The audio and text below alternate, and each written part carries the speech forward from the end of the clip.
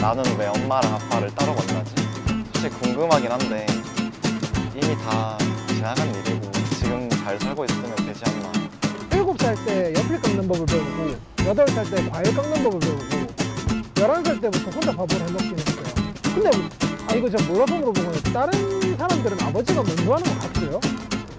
제가 하는 거 아닌가? 사실 이거는 누가 알려주는 것보다 직접 하다가 한번 다쳐보는 게 제일 좋은 것 같아요.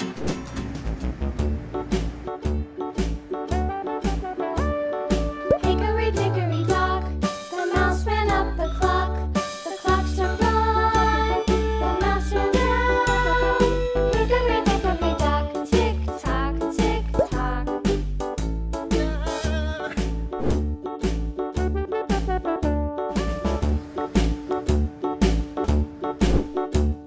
The bee buzzed round the clock. The clock 담담하고 당당하게. went to her eye. Hickory dickory dock.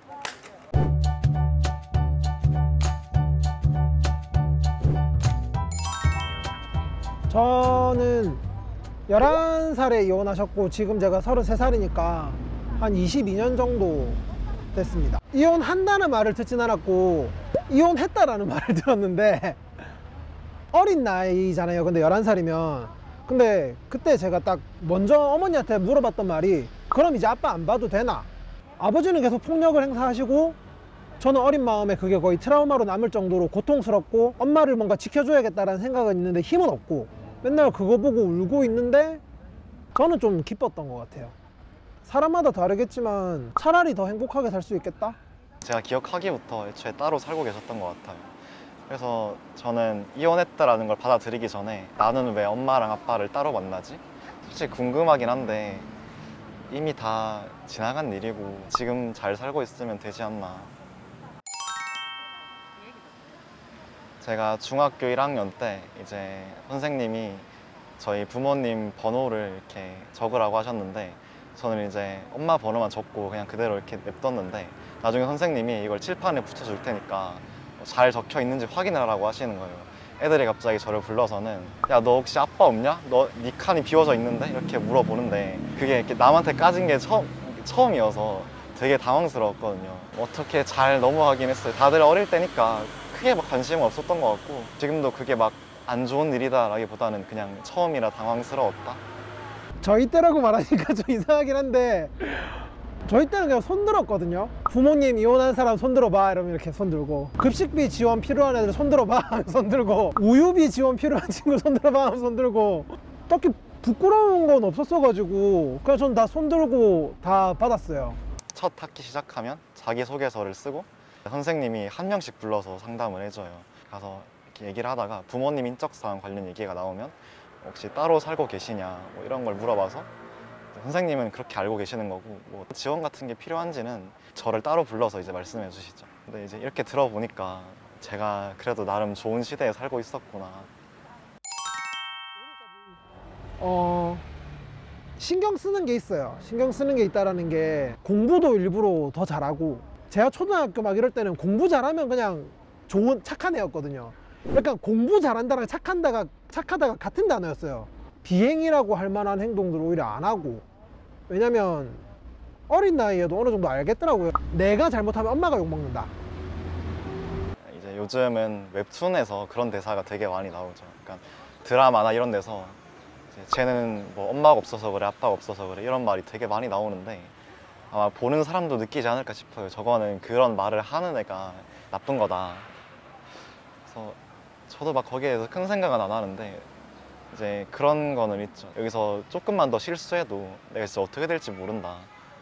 이제 스스로 압박감을 가지고 저도 그래서 초중 때 공부 되게 상위권이었고 막 사고 같은 것도 안 치고 조용하게 잘 지냈던 것 같아요.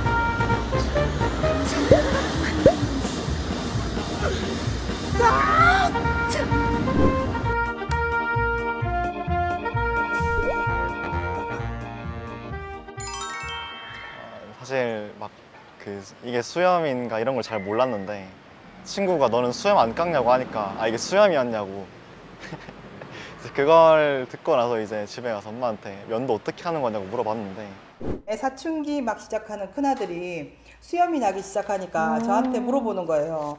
엄마 면도를 어떻게 해? 하고 물어보는데 저한테 물어보니까 조금 황당하기도 하고 그래도 엄마니까 가르쳐주긴 해야 되겠고 그래서 마트 가서 일회용 면도기를 샀어요. 한 묶음을 사서 아들한테 시켰죠. 그냥 뭐 저한테는 별 말 안 하셨거든요. 그냥 다음날에 면도기 사와서 뭐 팔에 해보고 직접 한번 해봐라 해서 그냥 한 건데 들어보니까 되게 당황 많이 하신 것 같더라고요.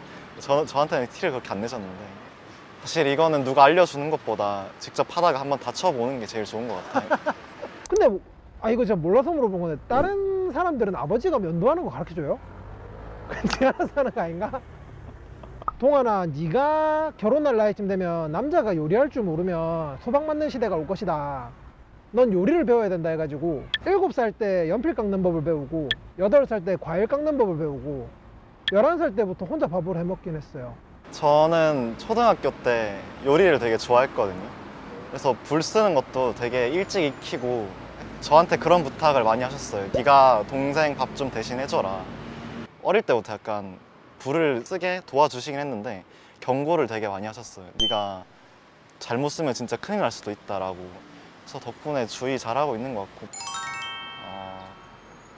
이제 저희 엄마는 혼자 집안일도 하시고 일도 하시고 하다 보니까 되게 바쁜 걸 많이 느껴요. 그러다가 이제 뭐 몸이 좀 안 좋다거나 몸살이 난다거나 해서 하루 종일 누워 계시면은 내가 뭐라도 할 수 있는 게 없을까 싶기도 하고 많이 힘든가? 약간 이런 생각도 들기도 하고 근데 이제 저희 엄마는 고생을 많이 하시는 것 같은데 정작 그러는 와중에도 저한테는 우리가 지금 힘든 상황이다 이런 마인드 자체가 생기지 않게끔 되게 좋은 환경을 잘 주셨기 때문에 제가 뭔가 더 하려고 하는 것보다는 지금처럼 그냥 제 인생을 잘 풀어나가는 게 엄마한테 도움이 되지 않을까 싶어요.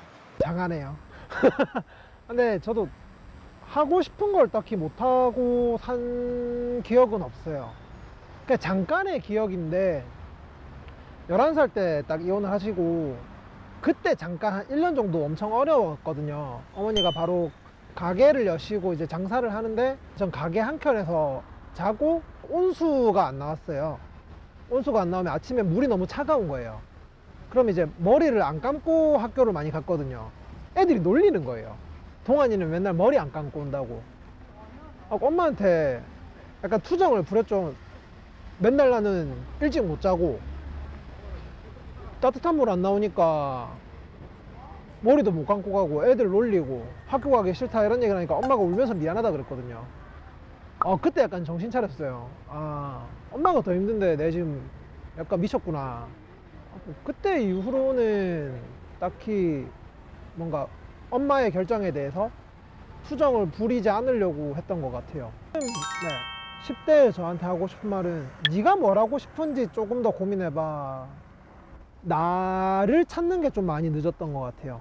보통은 사춘기 때 토닥거리던 그런 문제들을 20대 중반이 돼서야 어머니랑 많이 얘기를 하기도 했고 그 이후에 몇 번 하고 싶은 것들이 있었거든요. 15살에 어머니한테 소설가가 되고 싶다고 했다가 글 쓰면 굶어 죽는다고 등짝을 맞았어요. 그리고 17살에 호텔 조리학과를 가고 싶다고 했다가 남들 밥 먹을 때 밥 못 먹는 일 하지 말라고 또 등짝을 맞았어요. 그러면서 어머니가 하신 말씀은 너는 공부를 잘하니까 법대를 가라. 말을 잘 들어야 된다 생각했고 법대를 갔고 저는 지금 법이랑 전혀 상관없는 삶을 살고 있어요. 그때 그냥 제가 하고 싶었던 일들에 대해서 조금 더 진지하게 엄마 말 말고 엄마 말 잘 듣는 거 말고 제가 조금 더 줏대가 있어가지고 엄마 근데 나 이거 진짜 하고 싶은 일이야 라고 말할 수 있었으면은 조금 다른 삶을 살 수도 있지 않았을까라는 생각을 많이 하거든요. 그래서 네가 뭐 하고 싶은지 좀 더 많이 고민해봐 라고 말하고 싶어요. 뭐 제가 취직을 했을 수도 있고 뭐 진짜 재벌이 됐을 수도 있고 아니면은 조금 떠 있을 수도 있고 뭐 그냥 저냥 살고 있을 수도 있는데 그냥 제가 뭘 선택했던 그거는 틀리지 않았다고 말해주고 싶어요. 어떤 꾸리고 싶은 가족의 상이 있나요? 저는 불합리한 상황을 만들지 않는, 누구 하나라도 약간 불만이고 이런 상황이 없었으면 좋겠어요. 뭐 혹시나 그런 일이 생긴다고 해도 그걸로 막 큰 문제가 되진 않게끔 바로바로 해결할 수 있고, 잘 살진 않더라도 모자라진 않는 딱 그 정도. 이게 좀 나이가 드니까 계속, 특히 제가 사회적으로 보면 결혼 정년기다 보니까 33살이라는 나이가 계속 생각이 바뀌긴 하는데, 결핍이 없는 가정을 만들고 싶다라는 욕심은 사실 있어요. 그러니까 어머니의 환경 속에서, 어머니의 상황 속에서 저를 최선을 다해서 양육을 해주셨고, 저 스스로 느끼기에 막 엄청 무언가 부족하게 자라지 않았다라고 생각은 하지만, 이게 보통은 둘이서 해도 힘든 걸 어머니가 혼자서 감당해내신 거잖아요. 그러다 보니까 혼자 있는 시간이 좀 많기는 했고, 좋게 말하면 이제 방임 혹은 자유 혹은 독립적으로 자랐지만, 나쁘게 말하면 좀 혼자 컸다라고 느낄 부분들이 많게 크기도 했거든요. 밥도 혼자 알아서 해먹고 집에서 혼자 있는 시간도 많고, 가정을 꾸린다면은 뭐 애를 낳을까 말까 저 혼자 결정하는 것도 아니고 배우자랑 같이 논의도 하고, 우리는 아이를 가질래? 라는 얘기도 해보고, 서로 의사가 합치되는 선 내에서의 형태의 가정을 꾸리겠지만, 결핍이 없기 위해서 최대한 그래도 노력은 해보고 싶을 것 같아요. 세상의 모든 가족 여러분, 오늘 하루도 정말 수고 많으셨습니다. 담담하고 당당하게. 여러분의 평범하지만 위대한 삶을 응원합니다. 안녕.